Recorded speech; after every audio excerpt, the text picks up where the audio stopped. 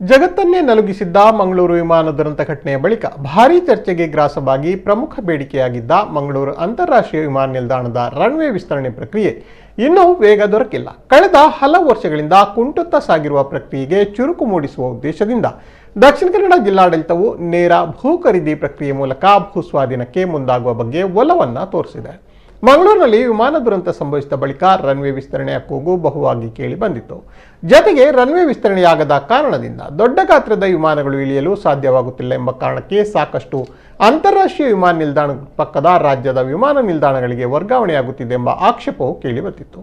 ವಿಮಾನ ನಿಲ್ದಾಣ ಅಭಿವೃದ್ಧಿಗೆ ಜಮೀನು ಒದಗಿಸುವುದು ಆಯಾ ರಾಜ್ಯ ಸರ್ಕಾರದ ಹೊಣೆ.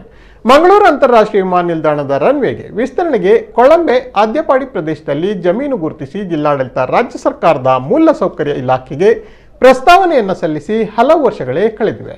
ಭೂಸ್ವಾಧೀನದ ವೆಚ್ಚವನ್ನ ರಾಜ್ಯ ಸರ್ಕಾರ, ಕಾಮಗಾರಿ ವೆಚ್ಚವನ್ನ ವಿಮಾನ ನಿಲ್ದಾಣ ಪ್ರಾಧಿಕಾರ ಭರಿಸುವ ಬಗ್ಗೆ ತೀರ್ಮಾನವಾಗಿತ್ತು. ಆದರೆ ಈ ಯೋಜನೆಯ ಸಂಪೂರ್ಣ ವೆಚ್ಚವನ್ನ ಪ್ರಾಧಿಕಾರವೇ ಭರಿಸಬೇಕೆಂದು ರಾಜ್ಯ ಸರ್ಕಾರದ ನಿಲುವು ತೋರಿದ ಹಿನ್ನೆಲೆಯಲ್ಲಿ ರನ್ವೇ ವಿಸ್ತರಣೆಗೆ ತೊಡಕಾಗಿತ್ತು. ಈ ನಡುವೆ ವಿಮಾನ ನಿಲ್ದಾಣದ ನಿರ್ವಹಣೆಯನ್ನ ಅದಾನಿ ಸಂಸ್ಥೆಗೆ ವಹಿಸಿದ ಬಳಿಕ ರನ್ವೇ ವಿಸ್ತರಣೆ ಪ್ರಕ್ರಿಯೆ ಮತ್ತೆ ನೆನೆಗುದಿಗೆ ಬಿದ್ದಿದೆ. ಮಂಗಳೂರು ಏರ್ಪೋರ್ಟ್ನ ಪ್ರಸಕ್ತ ರನ್ವೇ 8,038 ಅಡಿ ಉದ್ದವಿದೆ.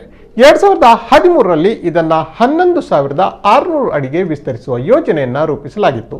ಈ ಯೋಜನೆಗೆ 280 ಎಕರೆ ಜಾಗ ಹಾಗೂ 1,120 ಕೋಟಿ ರೂಪಾಯಿ ವೆಚ್ಚ ಎಂದು ಅಂದಾಜಿಸಲಾಗಿತ್ತು.